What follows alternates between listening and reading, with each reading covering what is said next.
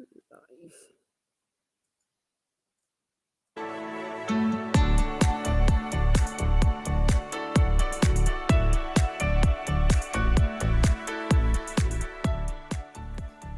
Welcome to Ghosty Talk Shows. Lead from within. Find your own voice. Challenges we have had to overcome in 2020. Find your own voice. The world has become united by the unseen, knowing there are no guarantees for tomorrow. Lead from within. Find your own voice. Let the world hear your voice and be filled within. For the day has come for you to be a great leader. The time has come to break away from the pain, distraction, experience the unthinkable.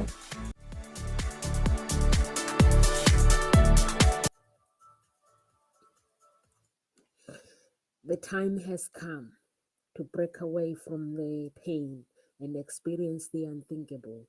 Over to you, Kamal. Please introduce yourself to our audience. Thank you very much. Welcome. Good evening. My name is amer. I'm a Spider NLP master practitioner, NLP trainer, hypnotherapist, as well as a life purpose specialist. Now, what I do is I help people uncover their purposes through a series of ancient Egyptian methodology as well as NLP. We do all of that in tandem as we help you achieve a filled with satisfaction and contentment along the way.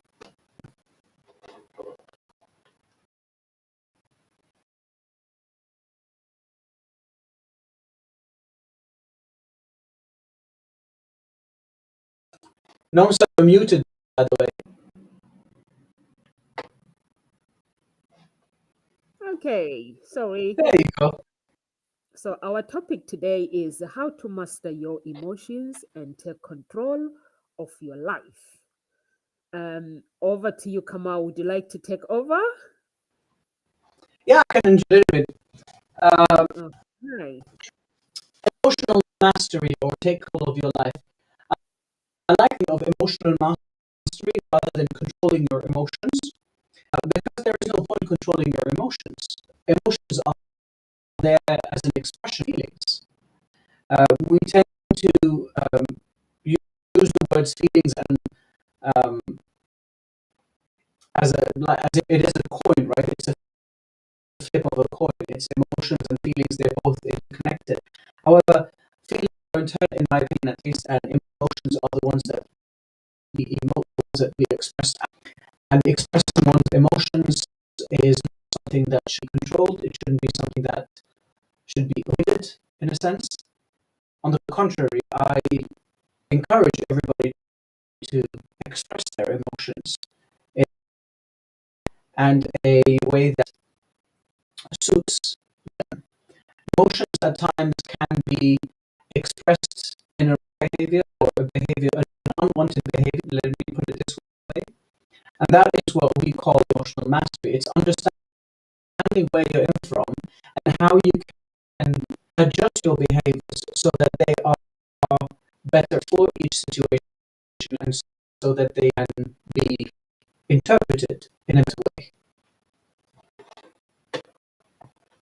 You're muted. Thank you so much. Thank you so much, Kamal. I like it when you actually explain about emotions because basically, when it comes to emotions, you have to identify your real feelings.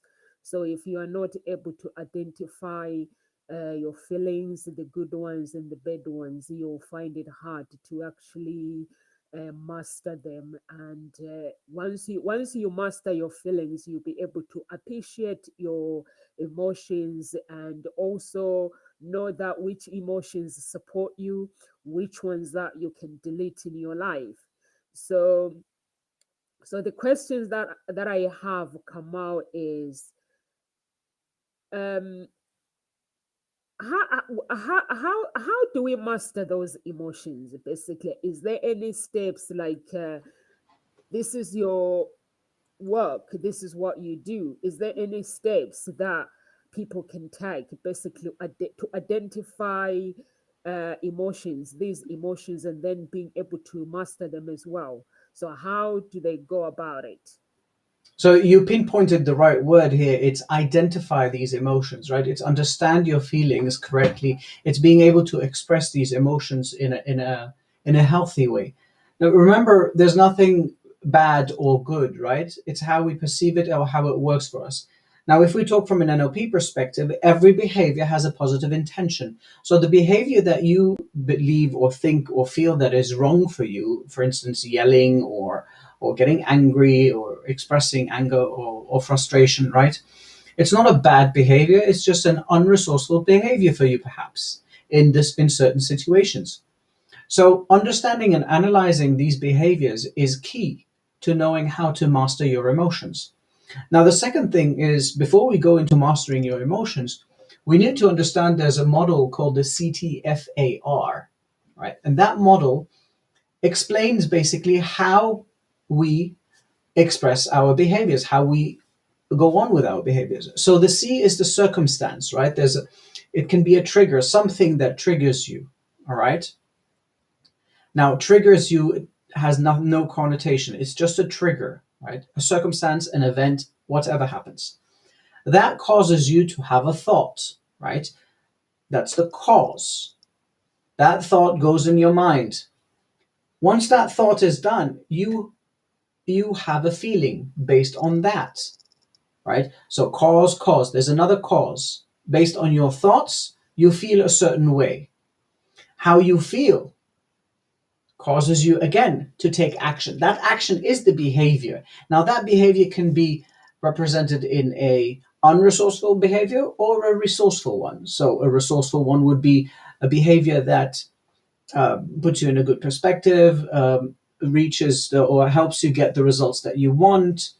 An unwanted or an unresourceful behavior is obviously one contrary to that, one that you dislike, a behavior that causes perhaps other emotions or anxieties to other people, something that is not resourceful for you in that situation.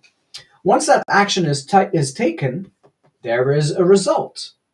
That result brings you back again to a new thought. Whatever the result is, I'll just call it positive or negative for the sake of argumentation. If it's a positive result, you have a new thought.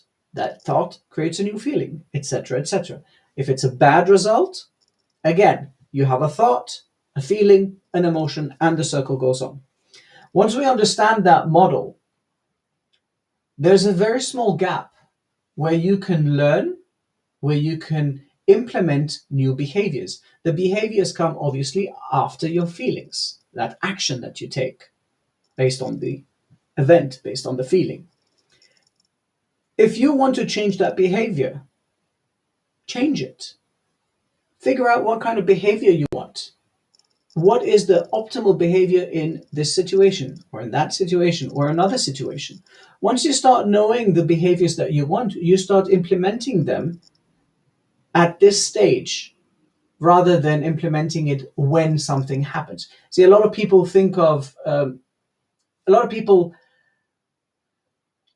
consider having new behaviors when the time comes. They consider doing things when the time comes. When the time comes is too late because you don't know how to do it.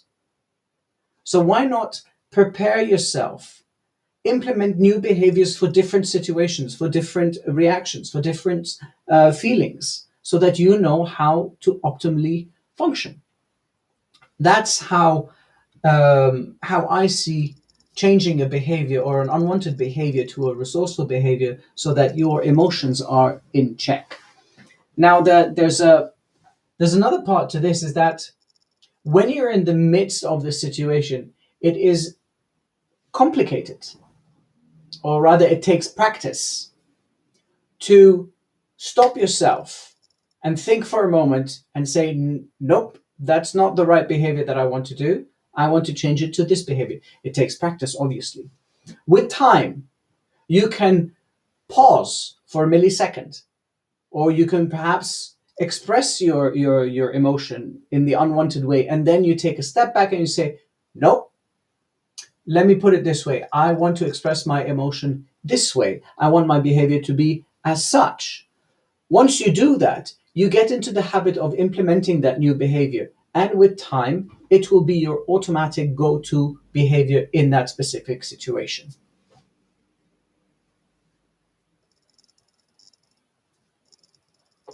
Thank you so much. I knew what you were going to say. You're muted.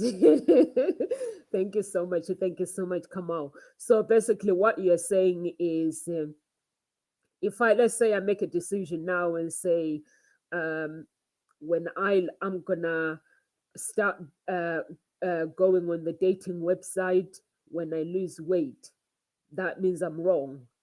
I need to, what mindset, if I say, okay, let's say I want to start dating, and then I say, oh, okay, when I lose weight, that's when I'm gonna go and register myself for dating. Am I doing the right thing by using my thought that way, or am I doing the wrong thing? What do you think? You see, now you're using words that I don't specifically like. You're saying wrong or I know you right? don't So, like, and remember you are professional. yeah, let's put it this way. Let's Yeah. put it this way. Yes. This is a different behavior. Yeah. A lot of people that say, when the time comes, when I lose weight, I will start dating. Yeah. Are you sure? When is it that you will have lost enough weight? You haven't specified what your objective is, right? This is a completely different thing. You have to be specific with the objectives that you want. In the beginning, we were talking about mastering your emotions. Yeah. Now, a decision is not really an emotion. A decision sometimes it's based on emotions, of course. It's based on emotions, on a visual aspect, and on an auditory aspect. Yeah. However, making a decision like that, it requires you to know specifically how much weight, for instance, you're going to lose. Let's say I want to lose 15 kilos. When I have lost 15 kilos, I will start dating. Fair enough. That is a specific outcome. Do you know when you're going to be losing those 15 kilos? Then you have to decide when is the time. So let's say you put a realistic time frame. But that comes back to decision making, right? Setting yourself up, you are setting yourself up for failure if you say, when I lose weight, I will do that. Okay. Why don't you start losing weight now? Apply for the dating site, and you can tell people, I am on the process of losing weight. What's stopping you from doing that? It's your decision. Maybe there's an emotion related to that. Maybe your parents, maybe somebody was telling you that you're fat. Maybe somebody was telling you that you won't be able to date if you're at that weight, if you're obese, if whatever it is. That is not true. There are no facts that prove that. So the emotions that you are having are based on thoughts. Again, that is causing you to have a behavior that is unwanted. Perhaps you want to start dating tomorrow.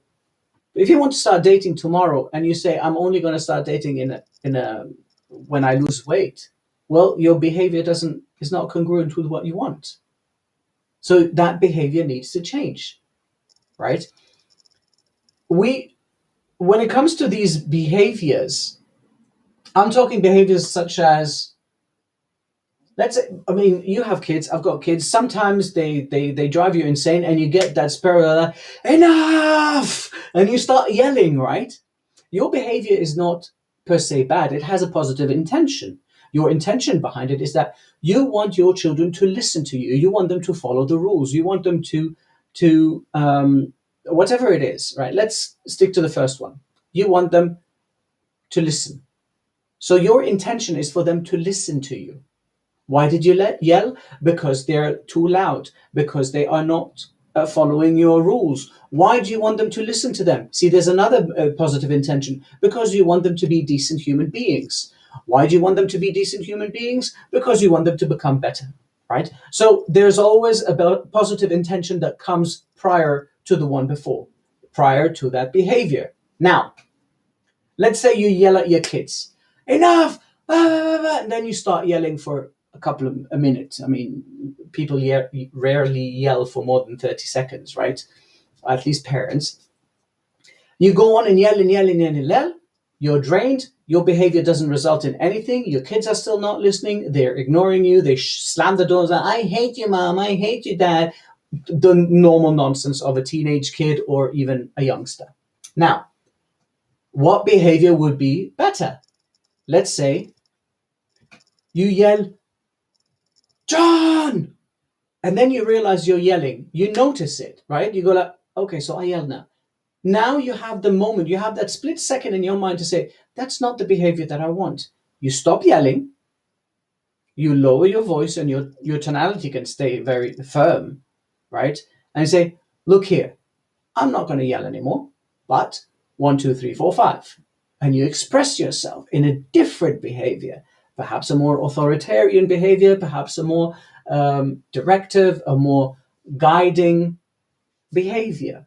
That behavior, you need to know how you want to implement it. So you need to imagine yourself doing it. You need to see it in your mind's eye. Okay, so when John does this naughty thing, I am going to sit him down, look him straight in the eyes, so I'm not too higher than him. I'm going to speak to him with a low, calm voice. I'm going to tell him words that he understands, etc., etc. So you have to envision, you have to see that behavior. And then you start implementing it bit by bit. You start remembering, recalling it, remembering. And every time you get a situation where you want to be angry or you are getting angry, you stop yourself and you reapply that behavior that you wanted. That's how you change behaviors.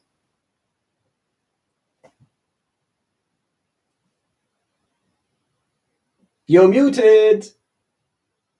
Okay, sir. I'm going to apply for a job.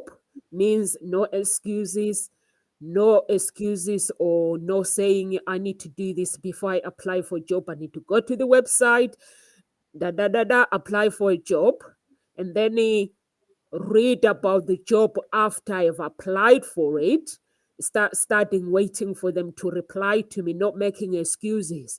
Okay, I know I've got a few pounds that I need to lose weight, so I need to lose. So I'm gonna lose 5 pounds. So I'm gonna go to the website, take myself some sexy pictures, good pictures, and write my bio properly, and put everything, download it on the website, or go to Nomsa Matchmaker and tell her my story, rewrite my story, and then I'm gonna crack on with weight while I'm looking for, because when you register on the website, it doesn't mean you're gonna meet somebody straight away, right? Right. So I'm just gonna go. So this helps me because no one says if I'm fat, I'm still beautiful. The men will be looking for what's on the inside of me, not my body, because the body changes all the time. When I have kids, you can look at me now, I'm sexy, but then when I have kids, let's say I don't have kids, so my body is going to change. If that person is fallen in love with my body, that means that love is going to fade away. So you have a point there.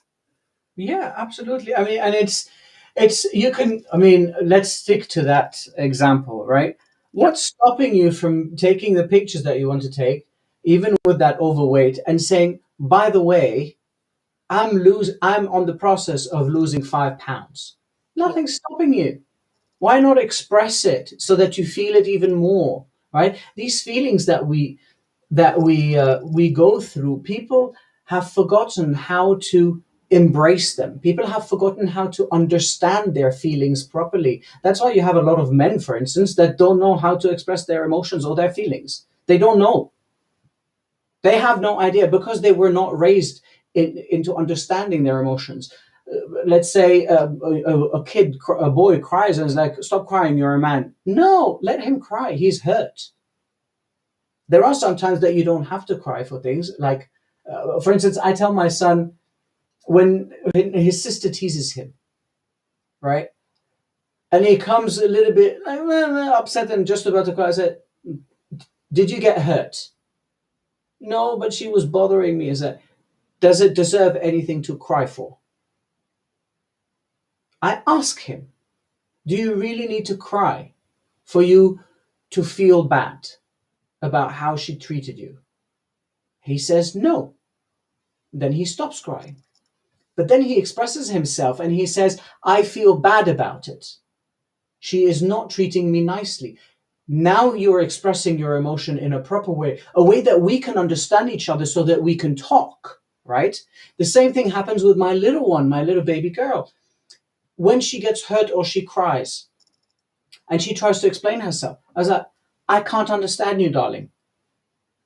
When you are done feeling sorry for yourself, when you are not hurt anymore, come and cuddle, sit on my lap and all of that, no problem. When you're done, we can start talking. If you want to stop crying now, you know the procedure. You take 3 deep breaths and then we talk. It's a trick that I taught them. So when they're crying and they're really, really upset, they take 3 deep breaths, it calms them down, then they can speak. They're still upset. They're still feeling that. They're expressing their emotions by talking to me. However, it's a behavior that allows them to express themselves. And if we manage to implement these behaviors to everybody, like grown-ups as well, it will allow you the chance to make yourself clear into what you want to say. What people are understanding is just your behavior. Not everybody can understand what's going on in your mind and in your feelings. So that's why we have emotions, to express how we are feeling. If you don't know how to express how you are feeling, how on earth do you want people to understand or interpret what you're thinking? Thing is, I need to learn. The people needs to, okay, when I'm faced with a situation, I need to be aware of that situation, learn to handle the situation in a proper way, so that in the future, when that situation reappears, so I know that I am certain that I can handle the situation. So You what see, you're already too late. That's the thing. People think about handling a situation when it happens to them so that it doesn't happen again. People don't think to be proactive. Think about any situation that can cause you any feeling or emotion before it even happens. Have a behavior for when you're frustrated, when you're angry, when you're antsy, when you're happy, when you're joyful, when you're irate. You see, people tend to have only black and white in their definitions of words. So let's say anger, right? You're either angry or you're not angry, or you're happy. Where is all the things that are in the middle? There is before anger or complete anger, right? There's irate, there's frustration, there is annoyance. All of these feelings have disappeared. So people go from being normal or happy to angry straight away. Where have all the other ones where have they gone, these other feelings? Why didn't you stop yourself in these feelings? You know, it's like an analog stick, right? It goes, it moves, it moves, it moves. You very rarely do people get angry all of a sudden. It has a gauge. It goes up and up and up and up and up and up and up. It rises. But people think of just the final result. That's when we're going to handle it. That's too late. Start handling this situation. Start changing your behaviors from the beginning itself. What triggers you? Think of it. How is it triggering you? What feelings is it giving you? Are these feelings manageable? What emotions do you want to express based on those thoughts? And then have a new behavior then, right? When you're going to meet somebody that you dislike, you don't wait until you meet that person to start changing your behavior. It's too late. You think about it before you meet the person. It doesn't necessarily have to be anybody specific, but you think about, oh, if I meet a person that I dislike, how am I going to handle the situation? You implement the new behavior. If I am going to talk to my mother-in-law, oh my God, my mother-in-law, she's such a, I don't have a mother-in-law now, right? I'm divorced, but I'm putting it to, for all men and women, they always complain about their mother-in-laws. How am I going to handle it? You implement that behavior. You think about the behavior that you want to have before you meet the person. For instance, a behavior about I don't know, starting. Let's take starting to lose weight. How are you going to start losing weight? What are the steps that you're going to take? Draw them in your mind on a map. Have them ready before you continue, before you start deciding how you're going to do it. The more you practice your behavioral skills, the more options you will have.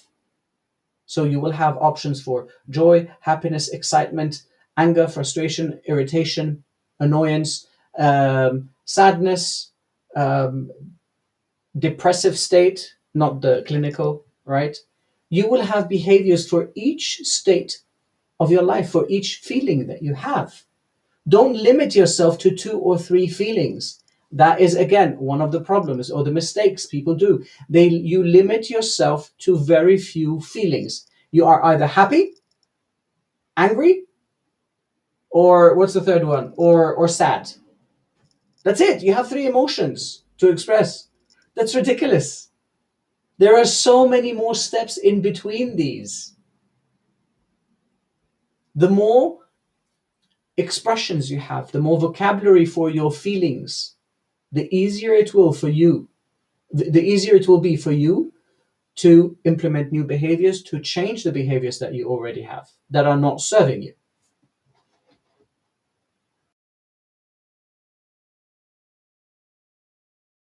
Mute.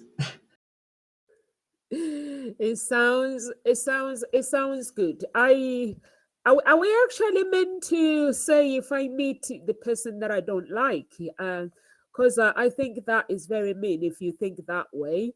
For me, I never think that way. I always prepare myself if I come across a situation where I don't like anywhere. If someone is being crazy anywhere, I see them as cuckoo. That's the decision that I have made a long time ago. That if someone behaves in a certain way that I don't like, I have to say, oh, okay, this one is cuckoo. This one is bonkers. And that makes me not to react to the situation because it makes me being aware that you don't have control over me. I'm not going to react to you. But I don't know. I find it's very different when my family members actually, if I am having arguments with the family members, I don't know how. Why is it different? I can speak my mind with them, or I can actually not defend myself. I can actually say to them, no, that's not right. That's not me. I can actually defend myself. But when I meet a stranger, when a stranger goes bonkers to me, I don't find the connection. I don't see that it's necessary for me to speak to them or to argue or to do anything. I always ask if there's anything I can do, and then walk away. So I don't know.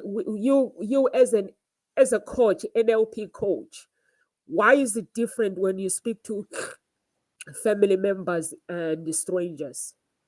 Family members, Emotions. you don't have any limitations. Your boundaries are taken off. Your fences, your defense system is not there. You are usually people that are okay with their family. Your defenses are off. You don't have any defenses with your family, so everything goes. Of course, there are limits. Like, I It's mean, love, yeah. I can't yell at my mom. I can't say swear words in front of her because I get a dirty eye from her. I get a nasty eye. Well, what's that nonsense? Why are you talking like that? Like, I get a nasty eye from her if I use bad language, if I raise my voice and she asks me, "Are you raising your voice at me?" I was like, "Oh God, no! I wouldn't dare!" Right? But that's respect, Yeah. right? But the defense mode where you have to defend yourself, where you have to justify yourself, where you have to create excuses for yourself, you don't usually have that with your family.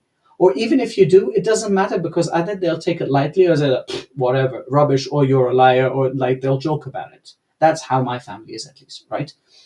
With strangers, acquaintances, even sometimes friends, people tend to have that need to justify, to defend, and to explain themselves for whatever reason, whatever they're doing. You don't necessarily have to. Some cultures you have to do, it's a cultural thing. Like, for instance, let's say I'm invited over for lunch or whatever, and then I come a bit late. All I need to do is say, I'm sorry, I'm late. But a lot of people tend to, oh, I'm sorry, I'm late. I had the bus and then I missed it. And they start explaining and justify themselves. There's no need for that. It doesn't serve you for anything. People will believe whatever they want to believe. Whether you tell that story or not, they will perceive it the way it is. Like you said, if you meet somebody that is not okay, that is crazy or bonkers, you've already justified it in your head. You've already given a certain judgment that this person is not sane. So I'm not going to be dealing with that person the way that I deal with people that I know, the people that are sane. You've already made that decision. So when somebody tells you something, or you say, or let's say you're late meeting a crazy person, you don't justify yourself, because you don't find that need inside of you to protect yourself. Right? So I hope that was a bit of an answer to your question. Now, meeting people that you dislike, whether you like it or not, there are a lot of people that we dislike in life. People that we don't want to see, people that we'd rather not see, but you have to see them. Let's say it's a colleague at work. Let's say it's your boss, because he's a boss, he's not a leader, right? A lot of people have these issues. Now, when you go to work, you're happy and jolly and all of that, and then as soon as you put your foot inside the door of the office or wherever you are at work, you're like, oh shit, the boss is here, and you start getting grumpy, and your energy level lowers. And you start thinking about, oh, what is he going to do today? What is he going to say? Now, you've already accepted these feelings of defeat. Let's use that word. Okay. And when you are in that state, your behavior of seeing that person, interacting with that person, will be affected. Okay. What I'm proposing here is, you have a boss you dislike for whatever reason. Yep. Practice at home how you want to handle the situation, how you want to talk back in a decent way, obviously, how you want to answer, how you want to present yourself. How do you want to handle that situation with whatever situation or whatever comes out of that person's mouth?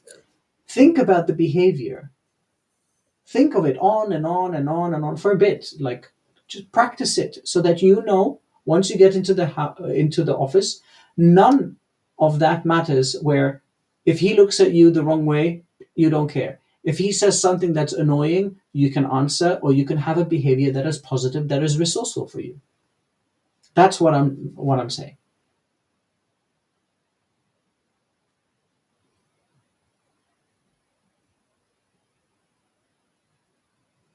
You to respond. What you are saying, basically, we need to learn to approach situations. We need to use our emotions to learn how to approach different situations, and how to change our thoughts and learn how to replace them. Like, if we know, we are aware that there's a better thought, and replace them with a positive one. 1 second. Like, the thoughts that are based on circumstances, they're very difficult to change. Okay. It's the behavior that you can change. Okay. Right? You get a thought as soon as something happened. Right now, when I'm talking and I interrupted you, you had a thought. Yeah. Right? That thought is very rarely, it takes time to be able to manage that. It's like a mindset, right? It's not easy to simply say, oh, I'm going to change that thought now. Okay. Right? But it's the behavior around the emotion that you can change. So what do I do if that thought give me discomfort? What do I do? How do you want to change it? It's always that. How do you want to change it?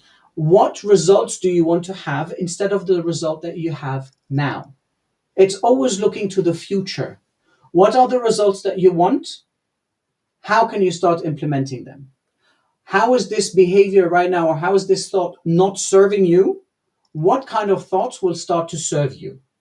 Once you start having that level of mentality, you can bit by bit adjust your thought pattern, adjust your mindset, and say, well, okay, I see the situation different. You can start having and implementing these behaviors or these mindsets or thoughts that you have.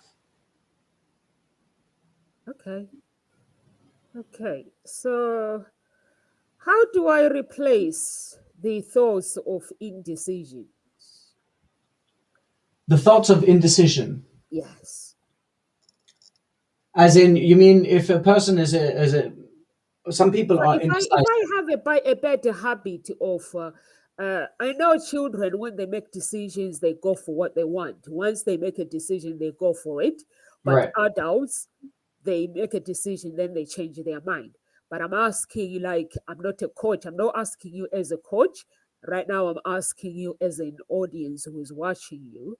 So I have a better habit of indecisions, making decisions, then changing my mind. So how do I practice master my thoughts to actually make the decisions and stick to it? Okay. I'll play a small game with you first, Okay, let's because play. it's again, this is language. The language that we use for ourselves affect us, right? Now, a question for you: why do people, when they have a habit, they call it a bad habit, right? But when it's a good habit, they don't say it's a good habit. So let's say you're indecisive. You're calling it a bad habit. How about, do you brush your teeth every day? Isn't that a good habit? Why don't you call it a good habit? You don't even call it a habit. You call it a routine. A habit is something that you constantly do, right? Or consistently do. Okay? Yeah. So that habit, that's what I'm getting at, is that habit is not bad. It is serving you right now for a certain thing. Okay. You have become indecisive due to events, due to past maybe trauma, Okay. or a consequence of maybe upbringing, the conditioning that the society has, or parents or teachers, whatever it is, right? So you have that habit of, it's just a habit of indecisiveness. Okay. If you understand where that indecisiveness comes from, to change it, that's the first step. You need to understand where it comes from. What is it serving? Remember, every behavior has a positive intention. If you figure out the positive intention behind your indecisiveness, you will start to understand how you can change that into a behavior that serves you, Okay. right? It's always going back to what behavior serves you, what behavior doesn't. What is the positive intention behind your behavior? There is always a positive intention behind a behavior. That positive intention doesn't necessarily need to be expressed in a positive way. So let's take, for example, that indecisiveness. You are indecisive. Okay. Yeah. What is the positive intention behind that? You want to analyze more. You're not sure of your decision. Maybe somebody told you that it was a good idea, and another person told you it was a bad idea. So the positive intention was to make the right decision, or the correct or the resourceful decision for you. Okay. Now, the behavior was expressed by indecisiveness. Is there a positive behavior behind doing that? Behind the will to do the correct choice? Well, intentionally, perhaps you want your parents to feel proud. Yeah. So you see, so now you're trickling back up to the root cause, right? Or the root positive intention. You want your parents to be proud of you. Okay, so what is the positive intention behind wanting your parents to be proud of you? Maybe you have maybe you've never made them proud, and so this time by doing that, that is how you will connect with them more. So you want to connect with your parents more, right? And then you trickle all of that down. These are positive intentions. At the end of the day, you want something good for yourself. You are not capable of expressing it the right way. Okay, As of yet. so if I want my parents to be proud, am I actually not doing it for them, or do I just need to have this? Like, I don't know. This was a random example. This has to be a complete process because like every person has a different perspective. Okay, This was for just me, a random thought. okay, for me, basically, I have to say my parents, I have to have the mindset of my parents are always proud of me, whether I fail, whether I succeed. But the only big problem that really, really actually is the problem is, okay, I'm not a coach again, but I've got fear in my life. Right. I've got jealousy. I'm basically, I don't know how to control it. Okay. Worry, jealousy, and fear, and it's really, really. Basically, All I right. don't know how to change it. Let's talk about jealousy, for instance, right? Yeah. You express jealousy, all right? Can you think of something positive why you express jealousy? Yeah, Okay, what is that? something positive that expresses jealousy. Why you're expressing jealousy, right? Okay. So what is your intention behind expressing jealousy? Let's put it this way. Normally, some people always say, why are they succeeding? Why me? Why am I not? So that's not an answer to me. Yes, some people do that, but let's say you are jealous now. Okay, Okay, I'm jealous now. Okay. your positive intention behind jealousy, what is it? The outcome of me succeeding. Being better, right? There it is. You just said, Yeah, right? The positive intention behind it is being better. yeah. Okay, right. What is the positive intention behind being better? Positive intention behind it being better is me taking action of what do I need to do to be better? So taking action for your life. Yes. All right. So let's stop at here. So your positive intention, your main goal, the intention that you have inside of you is to become better, Yes. right? You expressed it by by jealousy, by saying that, by expressing that jealousy. Okay. It's expressed in a negative, in an unresourceful way, because jealousy leads to anger, it leads to frustration with people, it leads to a lot of different emotions, right? Okay. However, that jealousy at its core is positive. At its root, it is trying to help you achieve something higher, something better. Okay. The question is that the problem is that it is expressed in an unresourceful behavior. So you go back to that core. I want to be better. How can I be better? Okay. Does jealousy help me? No, it creates enemies. How can I be better? By looking up to these people and modeling their work. Okay. By connecting with these people that I feel jealous and becoming friends with them, uh, not to steal from them ideas or anything, but to learn from them. Okay. You see, so that's how you change your behavior, by understanding the core root of why you're doing things. Okay. Now I feel like I'm getting somewhere, coach. Wonderful. I feel like I'm going somewhere. But then now you've dealt with jealousy. What about my fear? Because my fear is still with me, is hunting me. Be afraid. Do it anyway. Okay. You remember I told you that I told you that story a while back, and it's a story that I learned from my mentor. Yeah.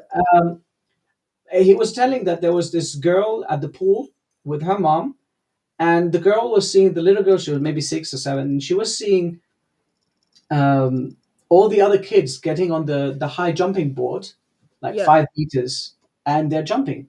So she told her mom, "I want to jump." Mother told her, "Go ahead."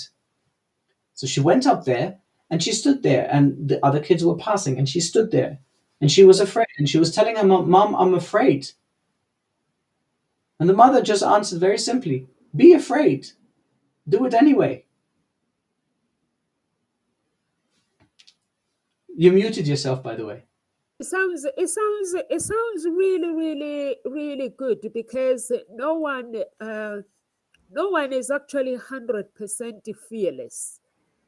No, I mean, unless it's a phobia. A phobia is a different case. Like there are fast phobia cures, there is implemented phobia, there is phobia that you can treat with hypnotherapy. That's something else. As long as it's not a Right. phobia, a fear of, for instance, jumping from the jumping board, right? Yes. Do it anyway. Be afraid. Do it anyway. Okay, so how do you deal with someone if I have problems with communications? Because there are some people who have problems communicating with people, like when they go to.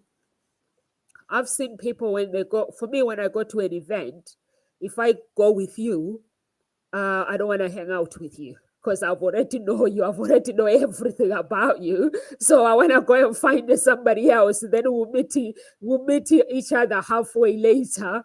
So people who have got problems with the communications, what do they do? Like if they go Nomsa, to Nomsa, just for communication, we can spend maybe a couple of hours on that alone. really? Yeah. If you want to talk about communication, we can spend 2 hours on communication. Okay, let's spend a few minutes then. All right, a few minutes. Yes, few minutes. Um, I'm not a coach, so I need a few minutes of your time, please, Kamal. yeah, but don't remember, I'll be billing you, huh?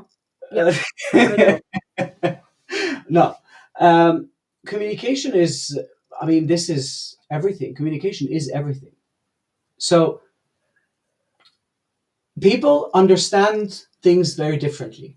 Remember, how you say things doesn't necessarily mean that the person on the opposite side understands it that way. Yeah. I've said that before. People use a specific vocabulary when they speak. And that vocabulary is predominant in one of these three areas, usually visual, auditory, or kinesthetic. I feel you. I feel how your pain. That's a kinesthetic person. Oh, I hear what you is saying. Oh, that sounds very similar to that situation that I had before. See, auditory vocabulary. I see your perspective, and I look forward to working with you that way. A visual person, right? These are usually predominant. One of them is predominant than the others. We use a variety of these. I know, for instance, my language pattern is usually visual kinesthetic. Sometimes it changes between kinesthetic and visual, so it's both of them. That's how I express myself. When I'm speaking to my father, for instance, who's an auditory, he's predominantly auditory. He's a sound engineer. Everything goes through his ears. He expresses himself through auditory. I need to change my language for him to hear what I'm saying. Right? That's only one part of it. That's only how to talk back and forth, right? The other part is that people are you have a difference of people. You have people that are very detail oriented and people that are very vague. People that like similarities and people like differences, right? So if you're talking to a person that likes, let's say you're going to implement a new program in the company, right? And you've had you had a CRM for like, I don't know, 5 years now, and everybody's used to it. But you have one of your employees. He hates change. He likes things to be the same. So that's a person that wants similarities. When you go and talk to that employee, you don't tell him the new features of the new CRM. You tell him the features that are very similar to the old CRM. That's how you hook him in. On the other hand, if you have somebody that likes change, that likes challenges, you tell them what is new, what is different, what is better, right? So there's a whole range of communication systems that we use, but a lot of people are not aware of it. One of my favorite times is actually watching my mother and my dad have a conversation, because they have very, very different communication patterns. My mom is very vague in her words or in her sentences, and she can go from one story to the other by leaving open loops. An open loop is a story that is not finished. And she can refer to people but not say who they are, and then refer to them afterwards with a name. But so she's very vague in her communication style. Yeah. My dad, because he's a sound engineer, because he's very meticulous, he is very detail oriented. So if you come to talk to my dad and tell him, by the way, we're going out, he will ask you, who is we? Well, there's only me and the kids. He said, but I didn't know that you were alone with the kids. I don't know if you're going out with Noah alone, or with Selena alone, or I don't know if you're going out with somebody else. That's him. Yeah. You see, so I love watching them when they have these conversations that where they're like, my mom says something and my dad keeps asking questions, and then she gets irritated because he's asking too many questions, and then he's telling her, but like, you're not saying proper things, right? And that's how you have clashes in communication. Yeah. Because one person is saying something, the other person doesn't understand. It doesn't make sense to them.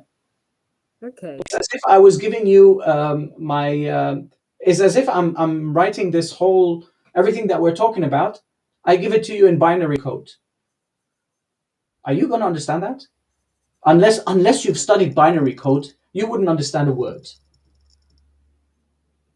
So that is in a nutshell communication. So we can go into details about each different type of communication and how to express it and all of that, but it takes a lot. It takes a while. Okay, for me, I think I'm more like your mom. I like to say things, and then I like to go details by details. But in the house, they get irritated. They want, because it's fun when somebody speaks and leave the story unfinished, and then it go back to it. But in the house, everyone wants the story to just go quickly, so they know what is going on. So they're like, but at the same time, I also like asking questions.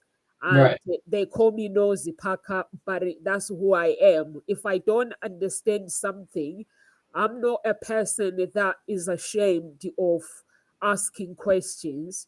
Or Good. even in the house, I practice it with my family, my children, and their dad in the house. I ask too many questions, and I know that because it helps me when I go outside. If I don't understand something, instead of me worrying that people are going to laugh at me or people are going to say other things, because there's no such thing as a silly question. No. So I go to Desmond event sometimes, or if someone, or I go to someone's event, if there's something that I don't understand, I'm the first one that is going to put hands up and ask questions. And sometimes they always say, oh, hold on.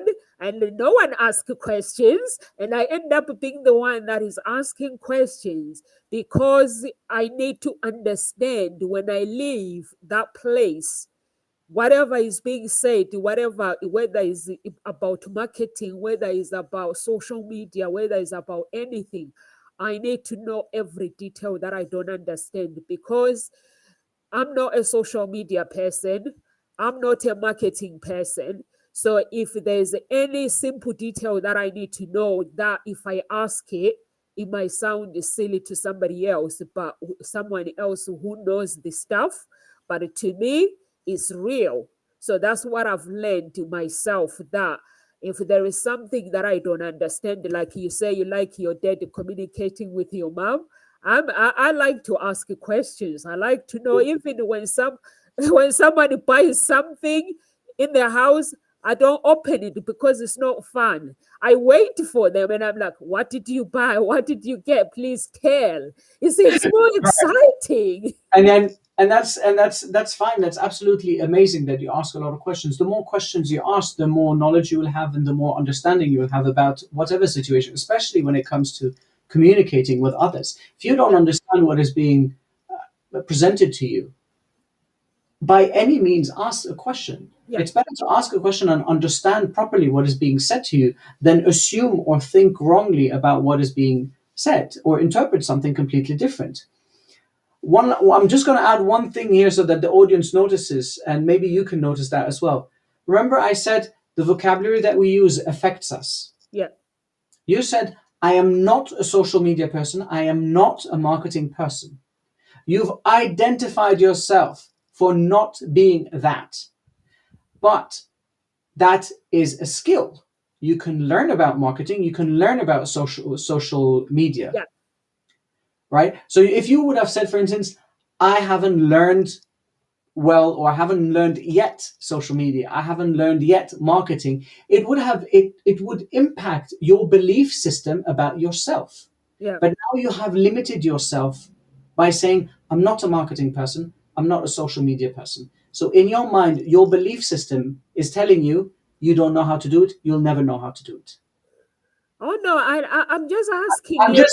explaining just Yeah. I'm explaining the impact of the words that Yeah. we use. If we degrade them from identifying to something, Okay. making it just a capability, a behavior that can be learned, it's Okay. very different. Okay, so I've not learned the social media yet. Yes, exactly. I'm on the road of learning social media, so that's Exactly. why it's very important for me to ask Kamal some questions. I've Right. not learned marketing yet, and it's very, very important for me to understand Kamal's instructions regarding marketing. So Yeah. now I'm on the right track. Oh, thank you so much, Kamal. Thank you so much. But like even though I'm a coach, sometimes I catch myself saying negative things. Absolutely. Sometimes I do catch myself, and then I have to tell myself off.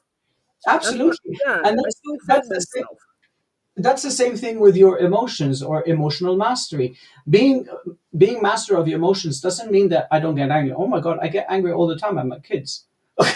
Like for whoever's watching and thinks that, oh my god, he's got it all figured out. No, I don't have it figured out.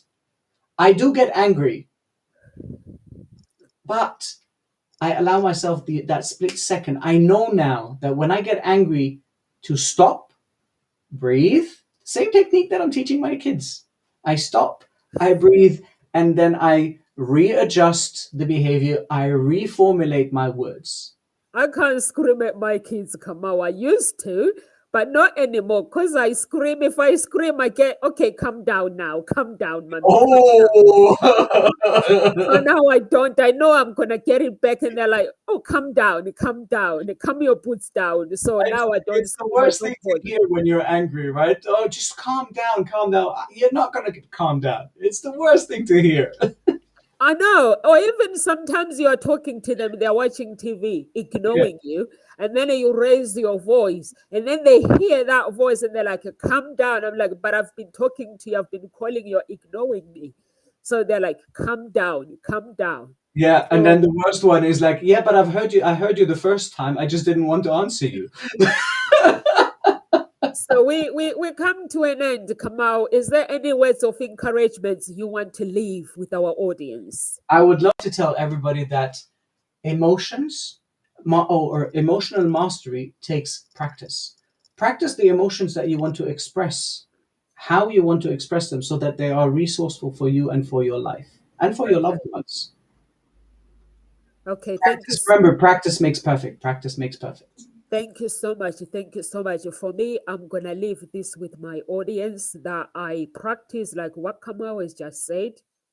I practice not to handle the anxiety and to handle worry, to handle jealousy, I used to look at my friends and I'll be like, why am I this? Why am I not this? So I had to practice not to be jealous, like what Kamal said before, to think about the positivity and look at people as my role models. And I had to practice how to handle fear. Fear is always there. Whatever decision you make in life, fear will always be there. So I just had to say, okay, I'm aware, but I'm gonna go ahead anyway, do it anyway. So thank you so much, everyone. We are here Monday to Friday, Gossip Talk Show, and we'll see you tomorrow. Live with grace, everyone, and God bless you.